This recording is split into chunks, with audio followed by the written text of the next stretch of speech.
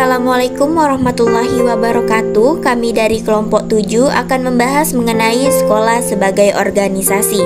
Adapun anggota kelompok kami yaitu Raja Nuzul Fazli, Wela Adestia Syafitri, dan Mei Indriani. Selamat menyaksikan. Apa yang dimaksud dengan sekolah? Kata sekolah berasal dari bahasa Latin, yakni skole, yang memiliki arti waktu luang atau waktu senggang, di mana ketika pelaksanaan sekolah ada bagian kegiatan di waktu luang untuk anak-anak di tengah kegiatan mereka, yang berarti bermain dan menghabiskan waktu menikmati masa kanak-kanak dan remaja.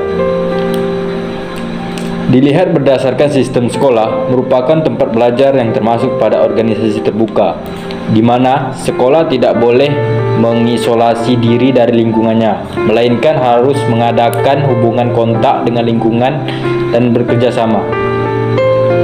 Sekolah sebagai suatu sistem diorganisasikan untuk memudahkan pencapaian tujuan belajar yang berkualitas dalam mendidik peserta didik secara efektif dan efisien. Sebuah sekolah dipimpin oleh seorang kepala sekolah. Kepala sekolah dibantu oleh wakil kepala sekolah dan para tenaga pendidikan atau guru, yang jumlahnya bisa berbeda pada tiap sekolah sesuai dengan kebutuhan. Nah, apa yang dimaksud dengan organisasi? Kata organisasi berasal dari bahasa Yunani, yakni organon atau alat dalam kelompok ilmu-ilmu sosial.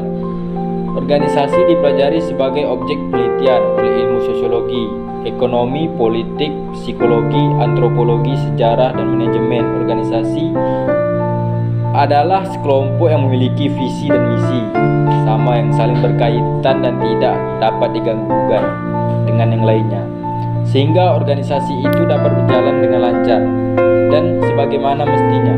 Organisasi merupakan bentuk usaha kerja sekelompok orang untuk mencapai tujuan tertentu dengan melakukan transformasi input dari lingkungan menjadi output yang dikeluarkan kepada lingkungannya. Sekolah sebagai organisasi. Sekolah sebagai organisasi ini adalah sekumpulan kelompok sosial yang dibentuk oleh masyarakat, baik yang berbadan hukum maupun yang tidak berbadan hukum, yang berfungsi sebagai partisipasi masyarakat dalam pembangunan bangsa dan negara. Sekolah sebagai organisasi memiliki bentuk perbedaan dengan organisasi lainnya. Secara umum yang membedakan suatu organisasi yaitu pada tujuan yang ingin dicapainya.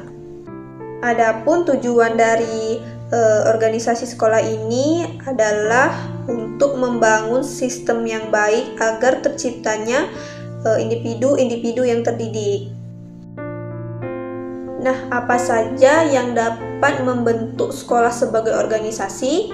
Yang pertama ada membangun komitmen, yaitu sebuah komponen untuk melakukan perubahan mendasar terhadap kebiasaan-kebiasaan tidak produktif yang selama ini dipraktekkan.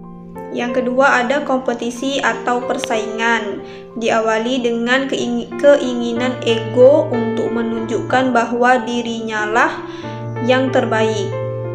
Yang kedua ada disfungsi budaya.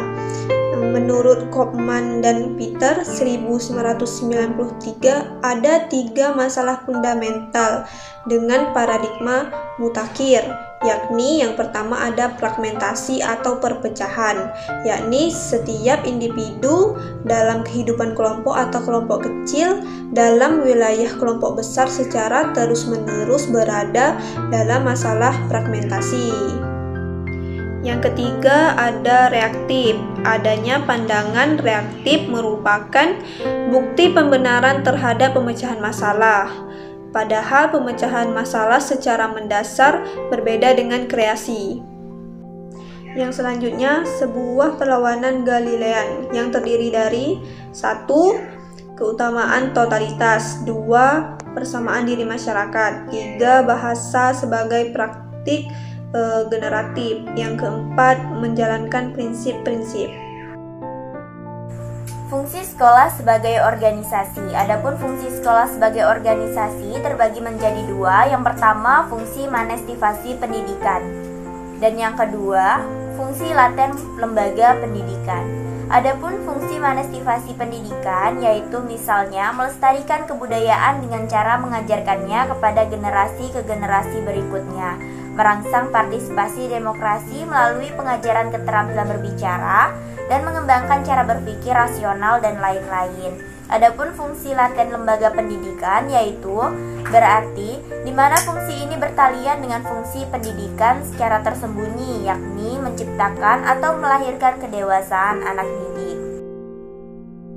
Sasaran terhadap organisasi sekolah. Pertama, sasaran formal, di mana ruang lingkup sasaran ini meliputi tujuan formal dari suatu organisasi.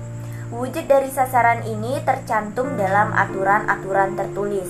Kedua, sasaran informal, di mana tidak sepenuhnya bekerja dan terlaksana sesuai dengan ketentuan formal.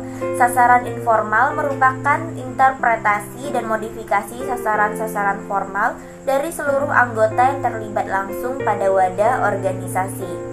Sasaran ini mencakup pula persepsi masing-masing individu dan menjadi tujuan kegiatan pribadi dalam organisasi. 3. Sasaran ideologis. Seperti tersirat dalam istilah tersebut, sasaran ideologis bertalian dengan seperangkat sistem eksternal atau sistem nilai yang diyakini bersama. Dalam hal ini, nuansa budaya pada pengertian sebagai suatu sistem pengetahuan, gagasan, dan ide yang dimiliki suatu kelompok masyarakat yang berfungsi sebagai landasan pijak dan pedoman bagi masyarakat itu dalam bersikap dan berperilaku dalam lingkungan alam dan sosial tempat mereka bernaung. Keempat, sasaran lain yang begitu kurang kuat. Penekanan sasaran ini akan menonjol pada suatu proses aktivitas organisasi yang biasa. Pentingnya organisasi sekolah yang baik. Sekolah terdiri dari kepala sekolah, guru, pegawai tata usaha, pengurus keamanan sekolah yang memiliki tugas dan tanggung jawabnya masing-masing.